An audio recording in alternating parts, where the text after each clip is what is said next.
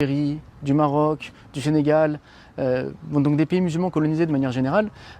au départ, ils n'étaient pas forcément respectés. C'est-à-dire que quand ils mouraient, on les mettait dans des fosses communes, ou bien même on les enterrait avec des croix dessus. Et quand Étienne Dinet a su cela, Étienne Dinet, donc, qui s'est converti à l'islam, qui s'appelait Nasruddin, qui était un peintre issu de la bourgeoisie française, lorsqu'il a su et lorsqu'il a vu cela, il a milité auprès donc, du ministère des Armées, au ministère de la Guerre, de façon à ce que les musulmans soient respectés. Et à partir de ce moment-là, le ministère de la Guerre a envoyé donc des informations très claires au ministère de la Santé pour demander qu'à chaque fois qu'un musulman est mourant, il faut qu'un de ses confrères vienne auprès de lui fasse répéter la shahada, lui fasse pointer le doigt vers le haut et qu'une fois qu'il est décédé, il soit enterré dignement avec donc, les rites islamiques dans une tombe sur laquelle on mettrait une stèle bien particulière et cette stèle a été dessinée par Étienne Dinet. Donc à partir du moment où Étienne Dinet a pris les choses en main, eh bien, on a cessé d'enterrer les musulmans dans des fosses communes ou de mettre une croix sur leur tombe et on les a enterrés donc, dignement selon le rite islamique avec bien entendu donc,